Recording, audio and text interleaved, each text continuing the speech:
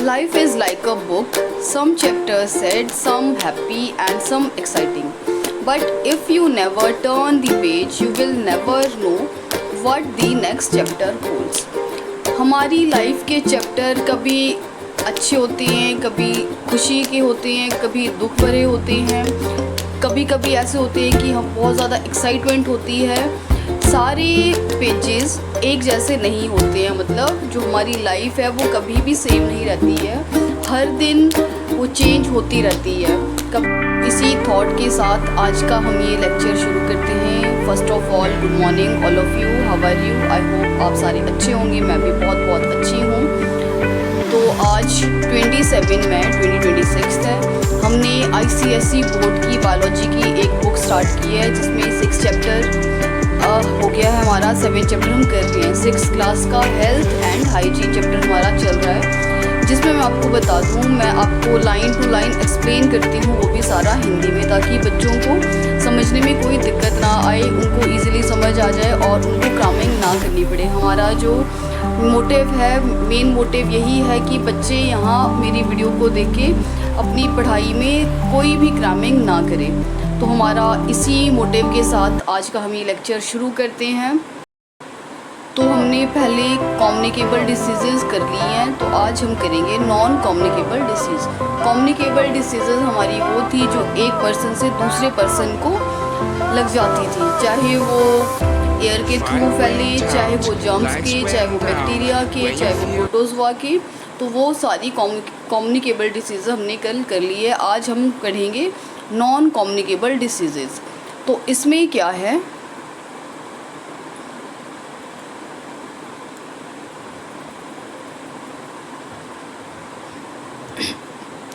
non-communicable diseases are conditions that are not contagious and cannot be passed from one person to another।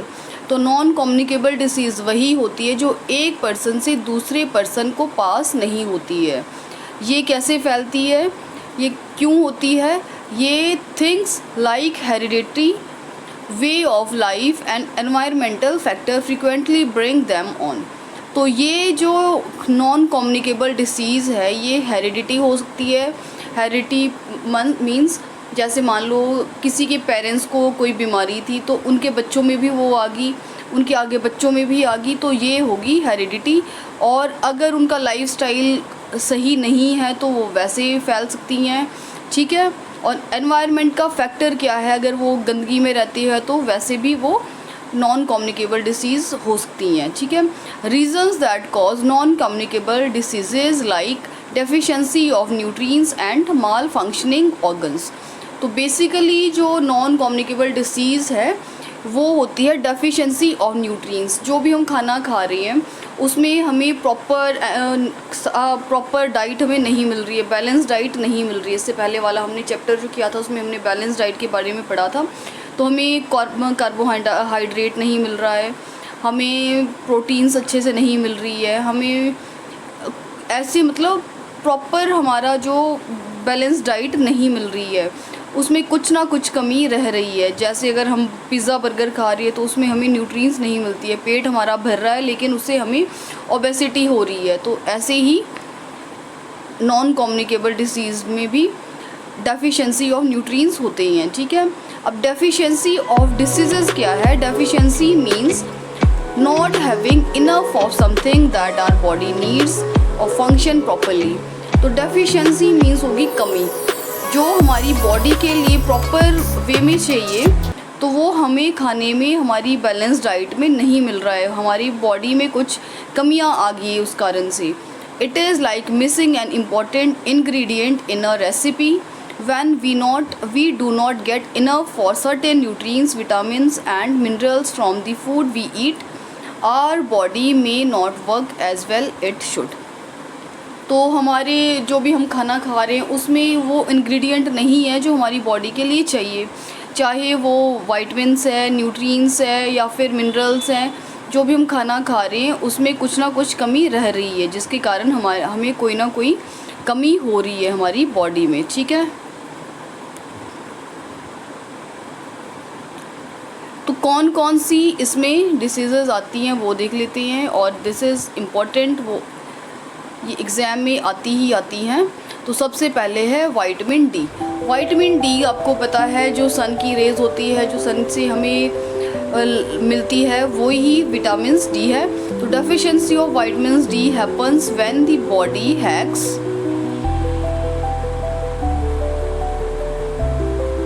Body lakhs sufficient vitamin D level.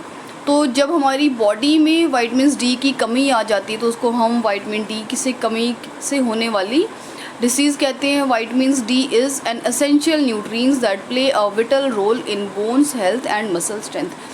आजकल के लोग क्या करते हैं, धूप से बचने के लिए ना अंदर बैठ जाते हैं, धूप लेते ही नहीं है, सोचते हैं कि अगर हम धूप में निकलेंगे तो हमारी बॉडी ये हो जाएगी, हम काले पड़ जाएंगे, ये हो जाएंगे। तो ऐसा नहीं करना है। धूप हमारे लिए बहुत ज़रूरी है, सन की लाइट हमारी बॉडी के लिए बहुत ज़रूरी है। इससे हमारी बोन्स की हेल्प होती है, बोन्स जो है हमारी स्ट्रॉन्ग बनती है, मसल्स मजबूत होती है ना। सिम्टम क्या हैं इसके? Symptoms of vitamin D deficiency, जो भी इसकी कमी है, इसी कमी से क्या क्या हो सकता है? बोन एंड मसल्स में पेन होगी, फटीग एंड वीकनेस होगी, हमें बहुत ज़्यादा थकावट फील होती है, मूड चेंज होते रहेंगे हमारे, इम्पेयर्ड वुड हीलिंग, और जो हमें कहीं भी मान लो चोट लग गई है तो वो हील होने में बहुत टाइम लग जाएगा। फ्रिक्वेंटली इन्फेक्शन, एकदम से कोई भी इन्फेक्शन हमें हो जाएगा, ठीक है। फिर है हेयर लॉस हो जाएगा एंड बोन्स डिफॉर्मेशन हो जाएगी, बोन्स टेढ़ी मेढ़ी हो जाएगी, उसकी फॉर्मेशन सही से नहीं हो पाएगी। तो अब इससे बचने के लिए हम क्या क्या कर सकते हैं? एक तो है expose your skin to sunlight. सबसे बेस्ट तरीका जो है, सन की लाइट में कम से कम 15-20 मिनट के लिए बैठना ही बैठना है। बेशक आप सनस्क्रीन या सन लोशन, जो सनस्क्रीन के लोशंस होते हैं वो फेस पे लगा के आप बाहर बैठ सकते हो, लेकिन सन की रेज़ बहुत ज़रूरी है, लेनी ही लेनी है, ठीक है। और क्या है इसके लिए? Consume food rich in vitamin D, जिसमें विटामिन डी बहुत ज़्यादा है उसको खाना है, जैसे फैटी फ़िश होगी, डेयरी प्रोडक्ट्स हो गए, या फिर सीरियल्स हो गए, एग यॉक्स हो गए, मशरूम होगी, इन सब में जो है विटामिन डी भरपूर मात्रा में पाया जाता है। फिर है vitamin C. Vitamin C deficiency of vitamin C a condition known as scurvy. अगर विटामिन सी की हमें कमी होगी तो उससे कौन सी बीमारी हो जाती है, उसको कहते हैं स्कर्वी। सी स्कर्वी, डी से विटामिन डी, ये आपने याद रखना है, ठीक है। Vitamin D is an essential nutrients that play a vital role in synthesis, immune function, wound healing and antioxidant production. तो इसमें क्या क्या है? बहुत इम्पॉर्टेंट है विटामिन सी हमारे लिए। इससे क्या होता है, इम्यून फंक्शन जो हमारा वो सही से चलता है और एंटीऑक्सीडेंट का काम करता है ये, ठीक है। फिर इसके सिम्टम क्या है? अगर मान लो विटामिन डी से आपको, विटामिन सी से अगर आपको कोई बीमारी होगी तो आपको कैसे पता चलेगा कि हमें विटामिन सी की कमी हुई है? तो आपको इसमें भी सबसे पहले तो फटीग और वीकनेस, आपको थकावट फील होगी, आपको ऐसा लगेगा कि मुझे बहुत ज़्यादा वीकनेस फील हो रही है। इसमें एक और है स्वॉलन एंड ब्लीडिंग गम्स, जो आपके गम्स है उसमें से ब्लीडिंग शुरू हो जाएगी। पुअर वुंड हीलिंग, और जो आपके बहुत पुराने वुंड है, जो बहुत ज़्यादा पुराने आपके जख्म है, वो हील बहुत लेट होंगे। Easy bruising, dry and rough skin, joint and muscles ache and frequent infection. इसमें भी आपको आपकी जो स्किन है बहुत ज़्यादा रुखी सुखी हो जाएगी, बहुत ज़्यादा ड्राई फील होगी आपको, और आपके जो मसल्स है, मसल्स के जो जॉइंट्स है, जॉइंट्स जो होते हैं कहीं भी, है ना, चाहे वो हाथों के हो गए या फिर टांगों के हो गए, कहीं भी आपको बहुत ज़्यादा पेन होनी शुरू हो जाएगी। और फ्रीक्वेंट इन्फेक्शन, कोई भी इन्फेक्शन आपको एकदम से घेर लेगा। अब इसके प्रिवेंटिव मेजर्स क्या है? Consume food rich in vitamin C, जिसमें बहुत ज़्यादा विटामिन सी है, ऐसे फूड आपने खानी है। ईट फ्रूट्स एंड वेजिटेबल्स रॉ और लिक्विड लाइटली कुक्ड। तो आपने सबसे पहले तो ग्रीन वेजिटेबल्स ज़रूर खानी है ना, आपको बीमारी कोई है चाहे नहीं है, फ्रूट्स एंड ग्रीन वेजिटेबल आपने खानी ही खानी है, ठीक है। और जो आप खाना भी खाते हो उसको थोड़ा सा ना कच्चा रखना है, लाइटली कुक्ड करना है, उसको थोड़ा कच्चा खाना है, ठीक है। Store and handle food properly, और जहाँ पे आपने अपने खाने को स्टोर करके रखा हुआ है वो भी अच्छी जगह होनी चाहिए, ये नहीं कि गंदगी में रख दिया, या फिर सही जगह में आपने इसको रखना है। Avoid prolong storage and over cooking. अब क्या लोग क्या करते हैं, बहुत सारा खाना बना लेते हैं और उसको फ्रिज में भर भर के रख देंगे कि चलो कोई नहीं, आज नहीं कल खा लेंगे, है ना, 2-3 सब्जियाँ हम इकट्ठी खा लेंगे। ऐसा नहीं करना है, लार्ज टाइम के लिए, बहुत ज़्यादा लॉन्ग टाइम के लिए उसको प्रिजर्व करके नहीं रखना है, इससे बचना है, ठीक है। ऐसे में फिर विटामिन सी की थोड़ी प्रिवेंशन हो जाएगी। अब है आयरन की कमी से कौन सी डिसीजेज होती हैं। It is a condition that occurs when there is a insufficient amount of iron in the body. When levels are low, the body iron levels are low, the body cannot produce enough healthy red blood cells, resulting in iron deficiency anemia. तो अगर आपको iron की कमी है तो आपको anaemia हो जाएगा। अनीमिया में क्या होता है, अगर सपोज़ करो हमने आयरन कम खाया है ना, कम हमारी बॉडी में गया है, तो उससे जो हमारे रेड ब्लड सेल है, जो हमारे हमने पढ़ा था ना वेसल्स के अंदर जो हमारे रेड ब्लड सेल्स होते हैं, तो वो बनना कम शुरू हो जाएंगे। तो उसका हमने देखा कि क्या उसका काम होता है, क्या उसका फंक्शन होता है। जब रेड ब्लड सेल कम हो जाएंगे तो हम हेल्दी कम फील होंगे, ठीक है। तो उससे क्या होगा, हमें अनीमिया हो जाएगा अगर हम आयरन कम कंज्यूम करते हैं तो उसको सिम्टम क्या है, symptoms of iron deficiency, fatigue and weakness, ये सब में ही है। पेल स्किन एंड नेल बेड। अब क्या है, हमारी रेड ब्लड सेल बन ही नहीं रही हैं, प्रोड्यूस ही नहीं हो रही हैं, तो हमारी स्किन क्या हो जाएगी, येलो येलो सी फील होनी शुरू हो जाएगी। नेल भी हमारे बिल्कुल वाइट से दिखने शुरू हो जाएंगे। और शॉर्टनेस ऑफ ब्रीथ की प्रॉब्लम हो जाएगी। डिजीनेस और लाइट हेडनेस हो जाएगी। हमें फील होगा कि हमारे हेड में थोड़ी थोड़ी पेन हो रही है ना, हमें 24 घंटे बहुत ज़्यादा ऐसे कमज़ोरी सी फील होगी, और डिजीनेस फील होगी, हेडेक फील होगी, ठीक है।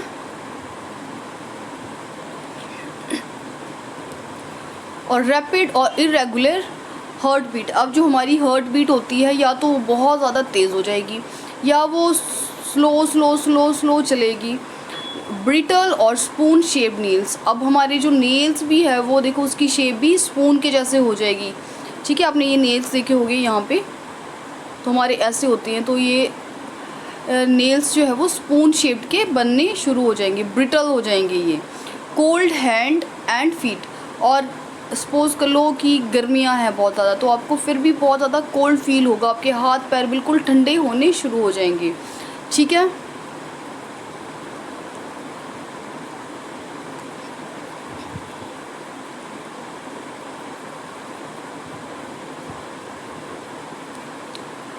और इसके प्रिवेंटिव मेजर्स क्या है, consume iron rich food like red meat, poultry, fish, beans, lentils and leafy green vegetables. तो आपने ये सारी चीज़ें खानी हैं। और cooking acidic food in cast iron pots और pans can increase the iron content in your meals. तो हम लोग क्या करते हैं, जो आपने घर में देखी होंगी ना, लोहे की कढ़ाई होती थी, अभी भी है ऐसे, जिसमें हम मैक्सिमम लोग उसमें क्या करते हैं, पूरियाँ तलते हैं जिसमें ना। अब तो नॉन स्टिकी हो गई हैं, पर पहले अभी भी मतलब आती हैं वैसे, जिसमें हम पूरियाँ तलते हैं, तो उसमें बहुत ज़्यादा आयरन होता है। आयरन की पहचान ये होती है, जब जिसमें हम खाना बनाते हैं ना, तो उसके खाने में कालापन सा आ जाता है, तो वो खाना बहुत ज़रूरी है, ठीक है। तो ऐसे पैन का यूज़ करना है। Excessive intake of caffeine and alcohol can hinder iron absorption. तो आपने ऐसी कैफिन्स लेनी है जिसमें बहुत ज़्यादा आयरन हो, ठीक है। फिर है बेरी। It is a condition caused by deficiency of thiamine, vitamin B1 in the body. तो बेरी, बी से आपने याद रखना है, सी से स्कर्वी, सी स्कर्वी, ठीक है। बी से बेरी और डी से विटामिन डी की कमी, जो सन की रेस से हमारी कमी पूरी हो जाती है, ठीक है। अब बेरी में क्या होता है, थियामिन की कमी हो जाती है इसमें, is essential for converting carbohydrates into energy and maintaining the proper functioning of the nervous system, heart and muscles. अगर थियामिन की कमी होगी तो हमारी जो कार्बोहाइड्रेट जो हमने खाना खाया है वो प्रॉपर उसमें एनर्जी में कन्वर्ट नहीं हो पाएगा, ठीक है, जो प्रॉपर फंक्शन नहीं हो पाएगा, जिसमें हमारे नर्वस सिस्टम होंगे, हार्ट और मसल्स, ये पूरा प्रॉपर फंक्शन नहीं कर पाएगा। Berry is commonly associated with diets lacking thiamine rich food such as polished rice और हेविली प्रोसेस्ड फूड्स। तो क्यों होती हैं ये, इसमें थियामिन की कमी हो जाती है ना। अगर हम थियामिन हमारे फूड में बहुत ज़्यादा होगा तो हमें ये बेरी प्रॉब्लम नहीं होगी। तो ये कैसे ठीक होगी, तो हमें राइस खाने हैं, ठीक है। Wet berry characterized by cardiovascular symptoms such as rapid heart rate, enlarged heart, shortness of breath and fluid retention leading to swelling in legs and feet। तो उसमें क्या सिम्टम्स होते हैं, एक तो हमारी हार्ट बीट बहुत ज़्यादा तेज़ हो जाएगी, ठीक है, और जो हमारी हार्ट है वो भी एनलार्ज हो जाएगा, और या तो ब्रीथ हमारी छोटी हो जाएंगी, है ना, मतलब स्मॉल लेंगे हम, जल्दी लेंगे, तो उसमें हमारी जो लेग्स और फीट है वो भी बहुत ज़्यादा सूज जाएंगे, स्वेलिंग हो जाएगी इसमें। सिम्टम्स ऑफ वेट बेरी, तो वेट बेरी के सिम्टम्स क्या है, रैपिड हार्ट रेट, यही है जो हमने अभी देखा ऊपर, ठीक है, वेट हार्ट रेट हो जाएगा, एनलार्ज हर्ट हो जाएगा, शॉर्टनेस ऑफ ब्रीथ हो जाएगी, स्वेलिंग हो जाएगी हमारे हाथों पैरों में और लेग्स में, फटीग हो जाएगा, हमें थकान महसूस होगी, हम वीक फील करेंगे, डिफ़िकल्टी होगी हमें ब्रीदिंग में। अब ड्राई, ये तो थी वेट बेरी, ड्राई बेरी में क्या होगा, it mainly affects the nervous system causing symptoms such as muscles weakness, tingling and numbness or in the extremities, poor coordination, confusion, memory problems। तो जो ड्राई बेरीज है इसमें हमारी मसल्स बहुत week हो जाएगी, है ना, हमें कन्फ्यूज़न सी रहेगी, हमारी मेमोरी में ना कुछ समझ नहीं आएगा हमें कि हम क्या कर रहे हैं, कहाँ जा रहे हैं, तो हमारी मेमोरी थोड़ी वीक होना शुरू हो जाएगी। सिम्टम्स ऑफ ड्राई बेरी यही है, muscles weakness, wasting, tinglings of numbness in the extremities, hands and feets, है ना, हाथ पैर हमारे ठंडे हो जाएंगे, लॉस ऑफ कोऑर्डिनेशन हो जाएगा, हमें पता ही नहीं चलेगा कि हम क्या कर रहे हैं, और डिफ़िकल्टी वॉकिंग, अब हमें डिफ़िकल्टी हो जाएगी वॉक करने में, ठीक है, मसल्स पेन एंड क्रैम्प्स हो जाएंगे, हमारे जो मसल्स है उसमें बहुत ज़्यादा पेन होगी और एकदम से ऐसे बहुत ज़ोर के झटके लगेगी कि हमें एकदम से बहुत ज़्यादा दर्द हो रही है, फटीग हो जाएगा, वीकनेस हो जाएगी। प्रिवेंशन एंड मेजर्स क्या हैं इसके, consume a varied dried that includes food rich in thiamine, तो थियामिन जिसमें बहुत ज़्यादा है वो रिच फूड लेना है, अवॉइड हैविली प्रोसेस्ड फूड, और ऐसा फूड नहीं खाना है जो प्रोसेस्ड किया हो, जो पैकेटों में बंद हो, जैसे पिज़्ज़ा हो गया, बर्गर हो गया, ऐसी चीज़ें अवॉइड करनी है। Practice proper food shortage and preparation, और ऐसा खाना बनाना है कि वो थोड़े टाइम के लिए चले और जल्दी ख़त्म हो जाए, ये नहीं करना है कि उसको फ्रिज में स्टोर करके रख लिया और उसको बाद में खाते रहें। अब है प्रोटीन की कमी से क्या है, प्रोटीन के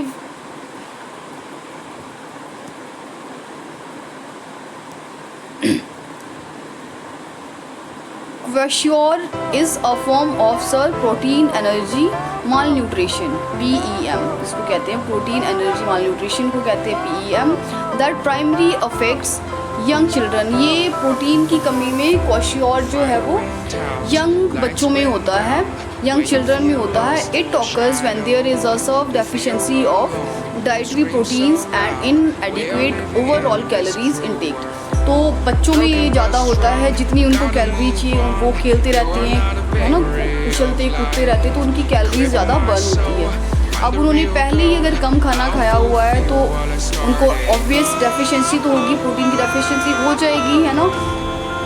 तो उनको ज़्यादा कैलोरीज लेने की ज़रूरत है। The condition is commonly seen in area where there is a lack of access to nutritious food. ठीक है, तो ये ज़्यादातर वहाँ पे देखा जाता है जहाँ पे न्यूट्रिशियस फूड की कमी होती है। ठीक है, अब इसके सिम्टम क्या है क्वाशियोर के swelling of the legs, feet, face and belly due to fluid accumulation. तो उसमें आपके जो लेग है, फीट है, फेस है, बैली है, उसमें बहुत ज़्यादा स्वेलिंग देखने को मिल जाएगी, या फिर फ्लूइड भर जाता है उसमें। जैसे कई बच्चों का आपने पेट देखा होगा कि बहुत बड़ा सा होता है ना, तो उसमें क्या है स्वेलिंग हो सकती है या फिर फ्लूइड भर जाता है। Impaired growth and development leading to short stature. तो अब जो उनकी ग्रोथ एंड डेवलपमेंट है वो भी बिल्कुल रुक जाती है, वो होते ही नहीं है, वो उनकी शॉर्टेज हो जाती है उसमें। ड्राई पिलिंग और डिसकलर्ड स्किन, उनकी जो स्किन है वो बिल्कुल सूखी सी हो जाएगी और बिल्कुल येलो कलर की हो जाएगी, या फिर ऐसे कलर की हो जाएगा जिसका कोई कलर ही नहीं है।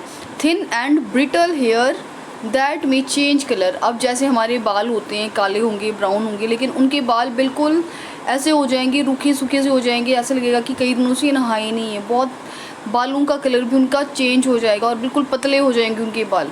और loss of muscle mass and weakness, और उनकी मसल्स भी बहुत ज़्यादा कमज़ोर हो जाएगी। लेजीनेस, वीकनेस एंड इरिटेबिलिटी, तो लेजीनेस आ जाएगी उनमें, वीकनेस आ जाएगी। Reduce desire to eat and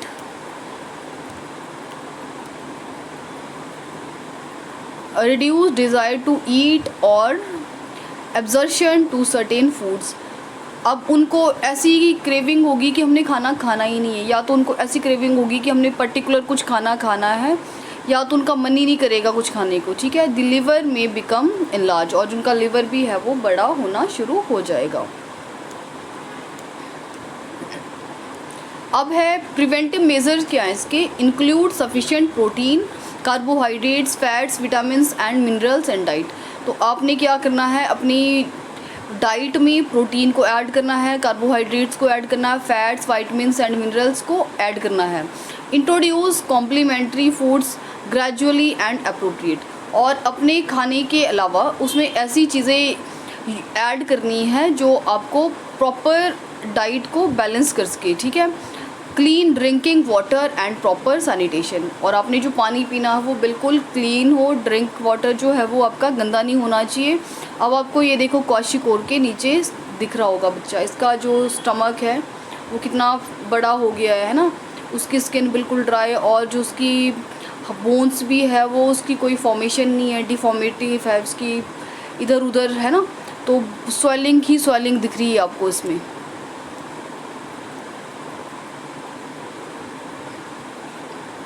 अब यहाँ पे ये दिया हुआ है, देखो एक चार्ट सा आपने लर्न करना है तो इसी से ही करना है।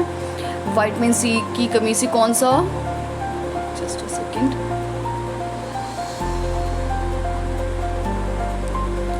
देखो इसमें विटामिन ए की कमी से कौन सी बीमारी हो सकती है। नाइट ब्लाइंडनेस, रात को आपको दिखना बंद हो जाएगा, है ना। सिम्टम्स क्या है, poor vision in dim light, आपको दिखेगा ही नहीं रात को।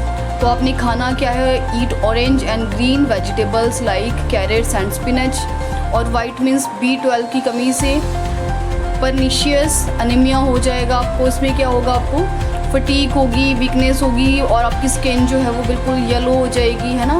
और हाथ पैर आपके ठंडे पड़ जाएंगे बिल्कुल। तो आपने क्या करना है, consume animal based food like meal, egg and milk. तो आपने जो हमें एनिमल से जो भी चीज़ें मिलती है वो खाना शुरू करना है, चाहे वो एग है, मिल्क है, या फिर पनीर है, ऐसी चीज़ें आपने खानी शुरू करनी है। तो सी से स्कर्वी होती है, स्कर्वी में भी फटीक होती है, स्वेलन गम्स हो जाएंगे, डिले वुंड हीलिंग। अब जो आपके चोट लगी है उसको भरने में बहुत ज़्यादा टाइम लग जाएगा। तो उसमें आपने खाना क्या है, फ्रूट खाना है, ऑरेंजेस खानी है, स्ट्रॉबेरीज़ खानी है, वेजिटेबल्स खानी है। ठीक है, फिर है विटामिन डी के कारण रिकेटस हो जाता है। ठीक है, इसमें वीकनेस हो जाती है, बोन्स में डिले ग्रोथ हो जाती है। तो इसके लिए जो सन की लाइट है वो उसमें आपने 15-20 मिनट कम से कम डेली बैठना है। विटामिन ई की कमी से हो जाता है, मसल्स वीक हो जाती है, ठीक है। तो इसके लिए आपने क्या करना है, include food like nuts seeds in your diet. आपने अपने खाने में नट्स को, सीड्स को यूज़ करना है। फिर है विटामिन के कारण ब्लीडिंग डिसऑर्डर हो जाएगा। इसमें इजिंग, ब्रुशिंग, प्रोलॉन्ग्ड ब्लीडिंग हो जाएगी आपको।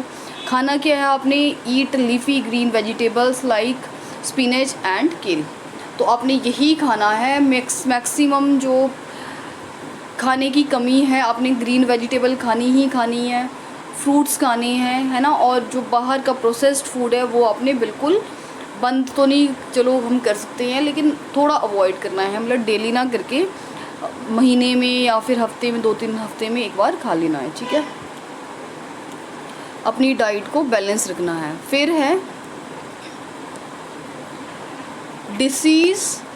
Diseases cause due to malfunctioning of organs.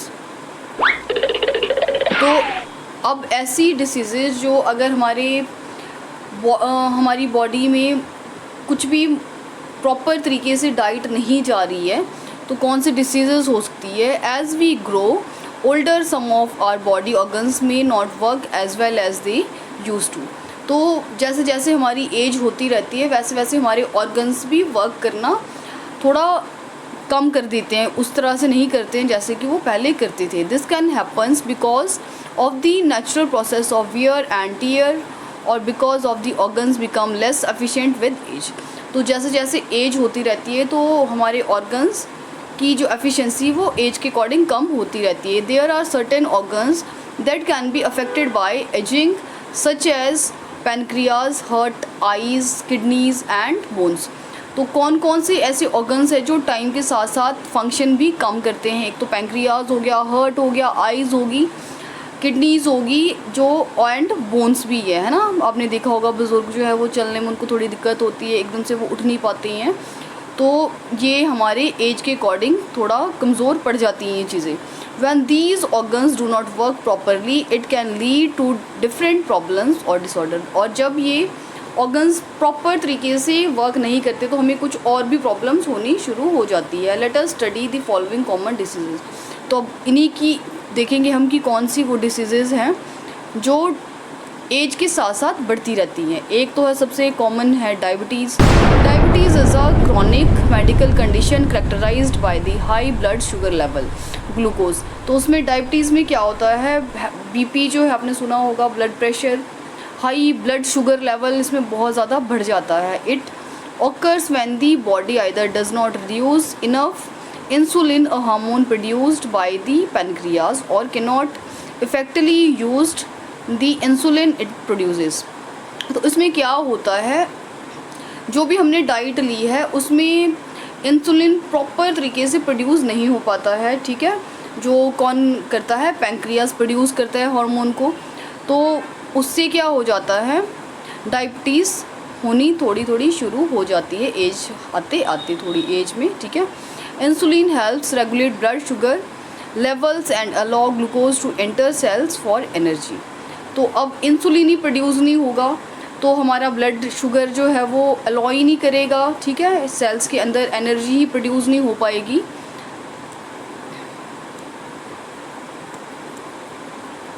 One common symptoms of diabetes is frequent urination. सबसे कॉमन जो एक ब्लड शुगर का कॉमन सिम्टम है उसमें है frequent urination.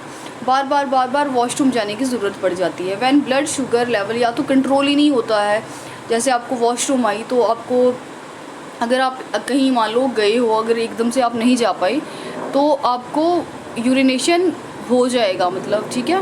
When blood sugar levels are high, excess sugar from the blood passes through urine. तो अगर आपका ब्लड शुगर बहुत ज़्यादा हाई है तो वो आपके यूरिन से भी ब्लड के थ्रू निकलना शुरू हो जाएगा, ठीक है। ब्लड हो जाएगा, फिर आपको यूरिन में से ब्लड निकलना शुरू हो जाएगा। Excessive urination can also lead to increase thirst. अब आपका ब्लड शुगर बहुत ज़्यादा है तो आपको इतनी ज़्यादा प्यास लगेगी कि आप कंट्रोल ही नहीं कर पाओगे, ठीक है। थर्स्ट आपको बहुत ज़्यादा बढ़ जाएगी। अदर सिम्टम्स क्या है इसका, वेट लॉस होना शुरू हो जाएगा, increase hunger, fatigue, blurry vision, slow wounding, wound healing and frequent infections. तो और क्या है, आपका वेट लॉस होना शुरू हो जाएगा और आपको भूख इतनी ज़्यादा लगेगी कि कंट्रोल नहीं हो पाएगी, और आपको भूख लगने के साथ साथ में आपको थकावट बहुत ज़्यादा फील होगी। आपके जो विज़न है, आपको देखने की आई साइट है, वो भी आपकी थोड़ी ब्लर होनी शुरू हो जाएगी, और जो आपकी वुंड है, कहीं आपको चोट लगी है, वो भी जैसे आपके पहले वुंड जो है वो एक आधे दिन में ठीक हो जाते थे, लेकिन अब जो है आपका ब्लड शुगर बहुत ज़्यादा है तो उसको कम से कम हफ्ता लग जाएगा ठीक होने में, ठीक है। या तो कई बार तो अगर बहुत ही ज़्यादा हाई शुगर है तो वो तो कई बार तो वो ठीक होते ही नहीं है, और आपको अगर कोई इन्फेक्शन हो गया तो एकदम से वो पकड़ लेगा, ठीक है। तो हाई ब्लड शुगर तो किसी का नहीं होना चाहिए, इसको कंट्रोल ज़रूर करना चाहिए। प्रिवेंशन मेज़र क्या है इसको कंट्रोल करने के, मेंटेनिंग अ हेल्थी वेट, तो ठीक है आपने हेल्दी रहना है। कंज्यूम बैलेंस लेवल ऑफ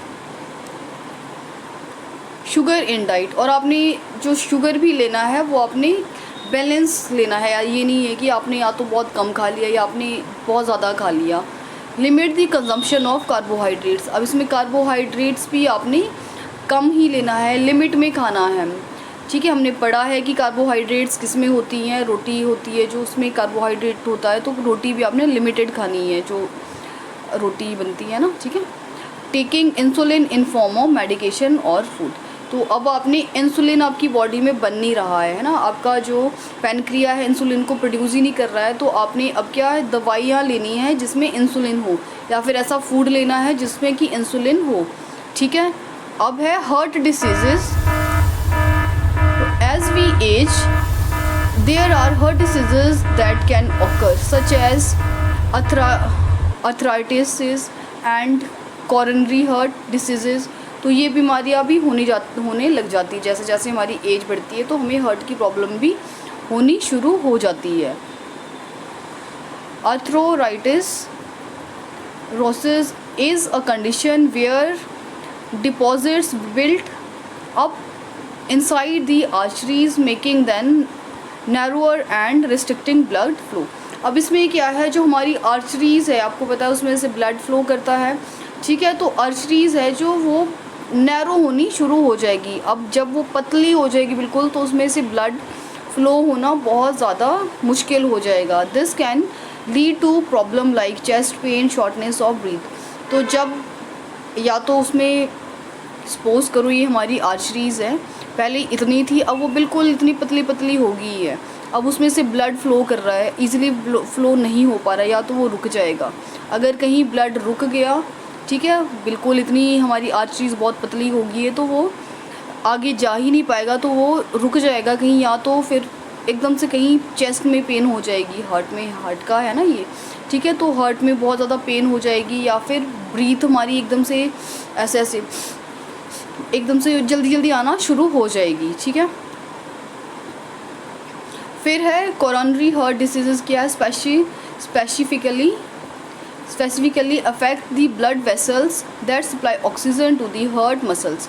तो उससे पहले हमने ब्लड वेसल्स को बहुत अच्छे से पढ़ा, तो ब्लड वेसल्स यही हैं जिसमें से ब्लड फ्लो होता है, ठीक है। अब उसमें से ऑक्सीजन सही से सप्लाई हो ही नहीं पाएगा हार्ट तक, ठीक है। When these blood vessels become narrow और blocked due to the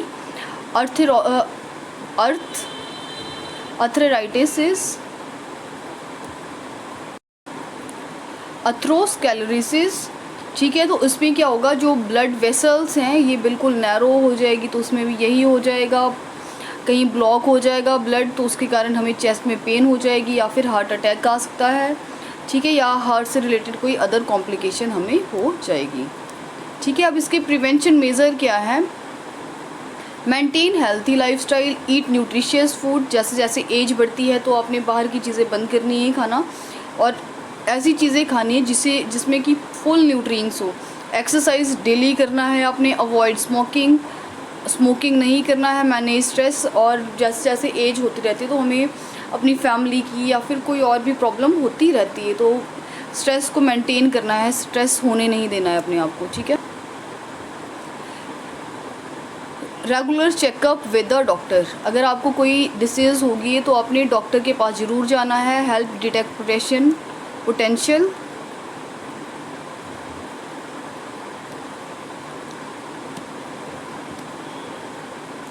heart issues early, अगर आप टाइमली डॉक्टर के पास चले जाते हो तो आपको अगर कोई भी डिसीज़ होगी है तो वो easily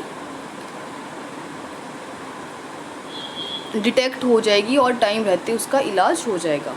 allow for proper management and preventions of heart disease, तो प्रॉपर मैनेजमेंट करना है ताकि आपको कोई भी हार्ट डिसीज़ होने से बच सके। फिर है अर्थराइटिस। क्या है arthritis? Is a condition that affects the joint in our body, तो इसमें क्या है, जॉइंट में पेन होनी शुरू हो जाती है। It cause pain, stiffness and swelling in our joints which can make it difficulty to move and perform daily activities, तो जब हमें जॉइंट्स में पेन होनी शुरू हो जाती है तो हमें काम करने में, उठने बैठने में बड़ी ज़्यादा दिक्कत हो जाती है, या तो वहाँ पे जॉइंट में स्वेलिंग हो जाएगी या फिर बहुत ज़्यादा अकड़न सी फील हो जाएगी, ठीक है। अब और क्या है, एज जैसे बढ़ती है तो और क्या बीमारी हो जाती है, किडनी की डिसऑर्डर हो जाती है। Kidney disorder can include conditions like anaemia and renal failure. Uraemia happens when waste product builds up in the blood due to poorly functioning kidneys। अब इसमें क्या होता है, जो हमारा ब्लड है उसमें वेस्ट प्रोडक्ट बनना शुरू हो जाता है और जो हमारी किडनी है वो बहुत अच्छे से वर्क नहीं करती, बिल्कुल स्लो वर्क करती है। Renal failure occurs when the kidney lose their ability to properly filtering the blood, तो हमारा आपको पता है जो किडनी है उसका काम क्या है, वो फिल्टर करता है ब्लड को। अब जो हमारी किडनी है वो प्रॉपर तरीके से काम नहीं कर रही है तो वो ब्लड को फिल्टर सही से नहीं करेगी, ठीक है। This condition can lead to symptoms like fatigue, swelling and changes in urine output. Threatening kidney disorders may involve medications, dialysis और इवन किडनी ट्रांसप्लांटेशन। तो अगर हमारी किडनी सही से काम नहीं कर रही है तो उससे हमें फटीग हो जाएगी, स्वेलिंग आ जाएगी हमारी बॉडी में, चेंज यूरिन आउटपुट, जो हमारा यूरिन है उसका कलर चेंज हो जाएगा, ठीक है। तो इसको सही करने के लिए दवाइयाँ टाइम से शुरू करनी है। इवन कई बार तो ब्लड डायलिसिस भी हो जाते हैं, है ना, और कई बार तो किडनी को बिल्कुल ट्रांसप्लांट भी करना पड़ जाता है, बिल्कुल अगर ख़राब हो जाए तो। और एज बढ़ते बढ़ते हमें एलर्जी भी होनी शुरू हो जाती है। Allergies occur when our body defence system known as immune system, जब एज हमारी बढ़ती रहती है तो हमारे इम्यून सिस्टम भी वीक होते रहते हैं, ठीक है। Reacts to certain things in an environmental, these things are called allergens and they can be found in substances such as pollen grains from flowers, dust, mites, pet dander or specific food like peanuts।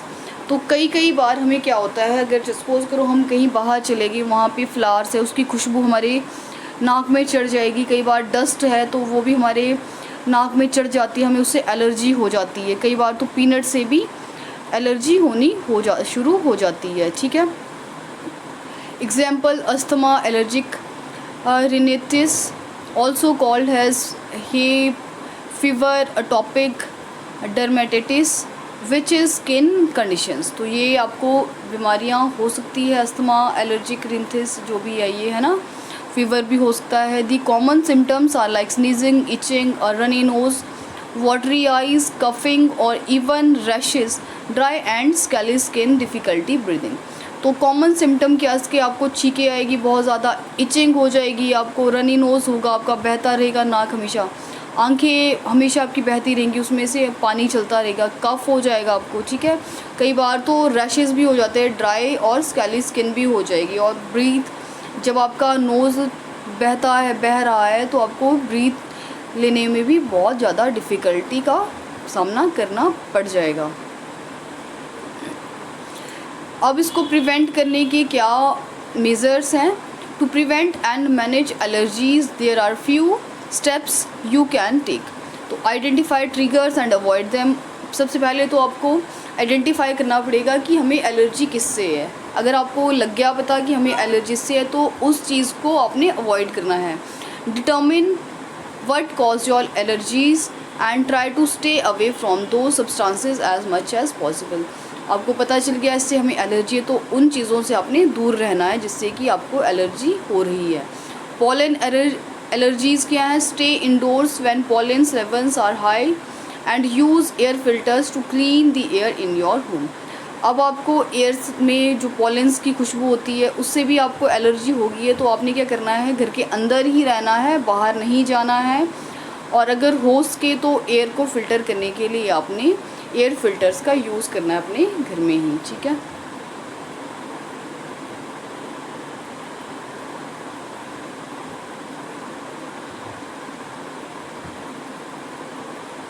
और क्या है, food से भी allergy हो सकती है। Food allergy क्या है? Read food labels carefully to ensure your avoid allergies ingredients. Seek help if you are unsure about certain ingredients.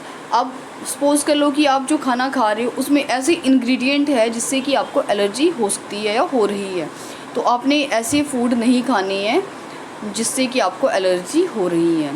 फिर फीवर भी हो जाते हैं कई बार, एज होते आगे आगे बढ़ते बढ़ते, ठीक है। तो fever is a higher body temperature caused by illness. Symptoms include feeling hot, shivering, headache, muscle ache, fatigue and loss of appetite. तो इसमें जब फीवर होता है तो उसमें क्या होगा, हमें बहुत ज़्यादा ठंड फील होती है या गर्मी फील होती है ना, या और हमें बहुत ज़्यादा कंपन होगी, हमारे सर में हमेशा दर्द रहेगी, मसल्स में एक रहेगी, फटीग और लॉस हो जाएगा एपेटाइट का, ठीक है।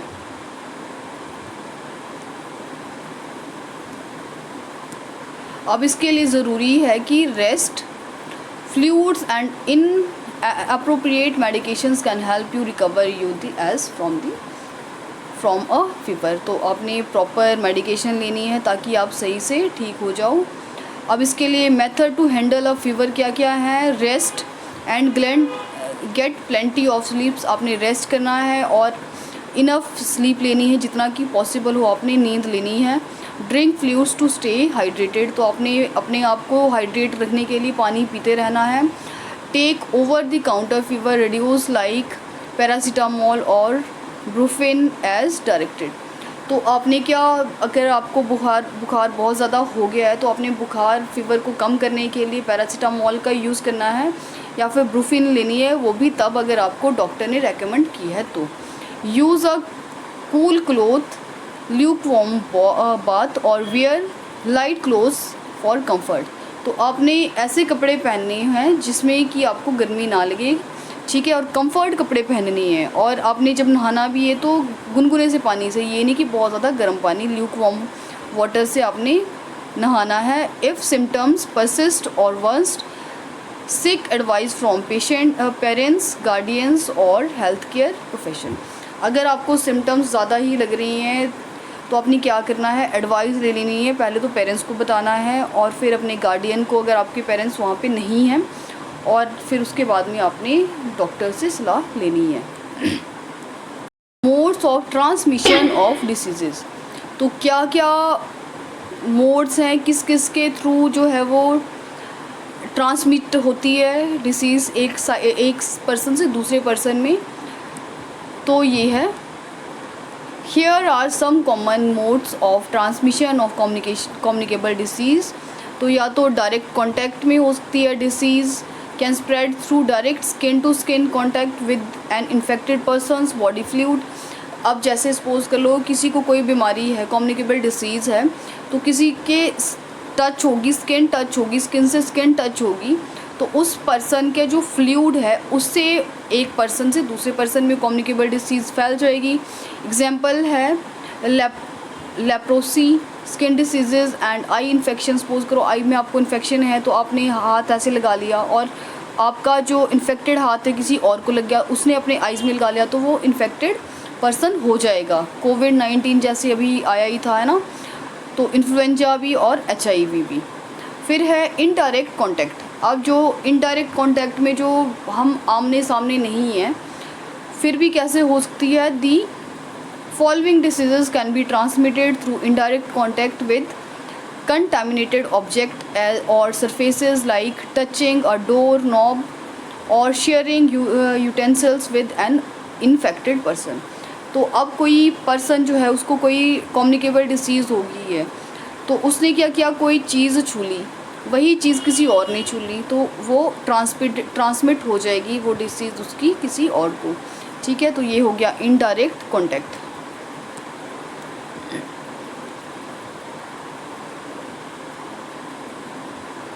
फिर है, चलो आज के लिए इतना ही। Thank you so much. Video को लाइक करें, शेयर करें एंड सब्सक्राइब ज़रूर करें मेरे चैनल को। Thank you.